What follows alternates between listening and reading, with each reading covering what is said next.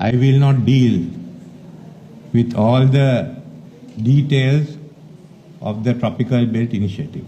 I think the speakers before me had covered it. I just wanted to say a few words as to how the Tropical Belt Initiative came around. There's a big question mark as to whether target of 2030 for the peaking of global temperature would be met. It's a 50-50 chance. We talk of what we should do. So there's one big question mark there.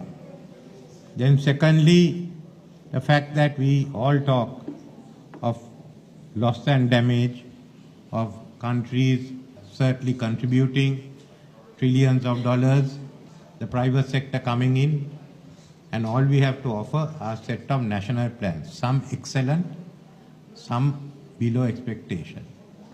Now let's take the reality. How do you expect to deal with this? Do you expect governments to give billions of dollars to us? In which country will the voters allow that? Why should the voters of UK, who are already hard-pressed, want to give money to Niger? Or for that, the voters of Finland give money to Sri Lanka? That is not going to happen. If at all they come in, it's because of self-interest. That is the key to all democratic politics. So we have to have a program that would appeal to all and everyone would benefit. Secondly, look at from our side. We gave national strategies and we have come up with national plans, including what we have done. But then they have uneven quality. How do you present it?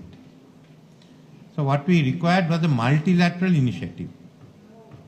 Multilateral in the sense both countries from the tropics and outside would get together. An initiative which would involve government and the private sector. If you look at the $2-3 trillion that we need annually, bulk of it has to come from the private investments. That's the only way you can unlock the funds that are needed. So we looked at the tropical belt, because tropical belt, as you know, is really the key to global warming. How do we safeguard the tropical belt? How do we strengthen the tropical belt? There are forests to be invested, there are swamps, there are mangroves.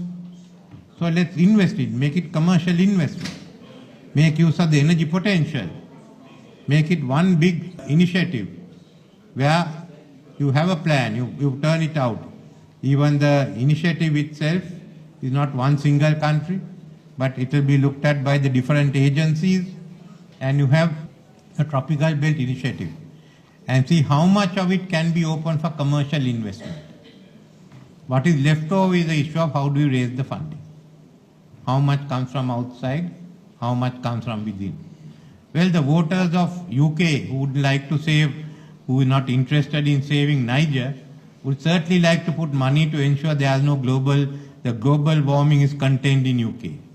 Similarly, those in Finland would put money in to ensure the global warming is contained in Finland.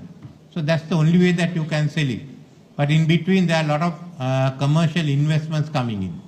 And then this whole issue of global debt crisis all can be gone into. We had to think outside the box.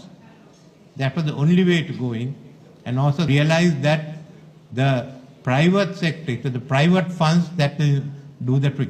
In that sense, we put forward this proposal of the Tropical Belt Initiative. Together with that, the Indian Ocean Rim Association, of which Sri Lanka is chairman now, is working on the Indian Ocean, the blue economy, to ensure there is a sustainable, we have a sustainable Indian Ocean. The ocean's capacity to absorb carbon is much higher than land.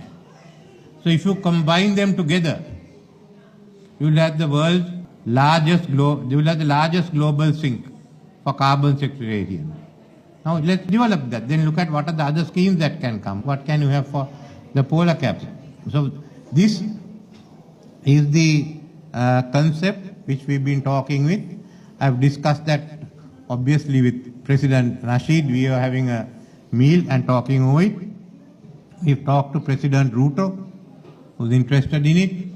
I've discussed it with President Lula, who is at the moment discussing with Indonesia, and he'll be talking about the 3 river basins that could be combined.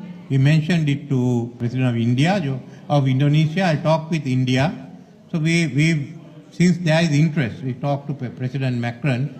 Since there is interest, the first step is to establish a panel of experts to report on it. So we will be contacting some other countries to get a panel of experts, and amongst that is also Australia, which is mainly in the tropics. Let the panel of experts report, maybe sometime next year or year after. But we spoke with the UNEP, said let's have everything ready for COP13 Brazil. So we'll start from now, and the results are known. We can talk with the private sector, with those who are interested. But that also means a large amount of foreign investments are coming into the African countries. Sri Lanka, this was one reason for looking at it, that when we are constructing a reconstitute economy, thought of going in for the renewable energy, but to do so by mobilizing private investments. We didn't want to go and ask for development assistance, let it go for the countries that need it. So let's see, it also means just transforming that whole area.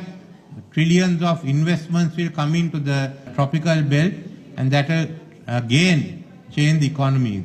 So this is roughly the plan that is there. We will be establishing the panel, speaking to the countries. But backing this up is already another concept, the International Climate Change University. We want to start, which will handle the capacity building and also the central research.